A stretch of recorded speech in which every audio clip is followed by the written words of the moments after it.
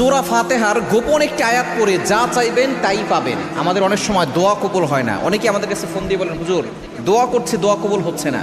অনেকে বিপদে পড়ে যান, অনেকে কষ্টে পড়ে যান, অনেকে অভাবের ভিতরে পড়ে যান, অনেকের মেয়ের বিয়ে হচ্ছে না, অনেকেই দেখা যাচ্ছে যে সন্তানকে বিদেশে পাঠিয়েছেন, সেখানে কোনো কাজ পাচ্ছে না, টেনশনে পড়ে আছেন।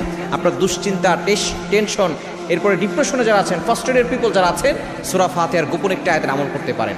এই ছোট্ট একটি আয়াতের আমল আপনার দোয়া কবুল করবে, আপনার বিপদ দূর করবে, আপনার কষ্ট দূর করে দিবে এবং আপনার সকল আশাগুলো পূরণ করবে। সূরা ফাতিহার গোপন আয়াত কেন বললাম? কারণ এই আয়াতের আমলটা অনেকেই কিন্তু আমরা জানি না। এবং সূরা ফাতিহা হচ্ছে সূরাতুশ শিফা, সূরাতুদ দোয়া। এটা হচ্ছে দোয়ার সূরা, এটা হচ্ছে শিফার সূরা।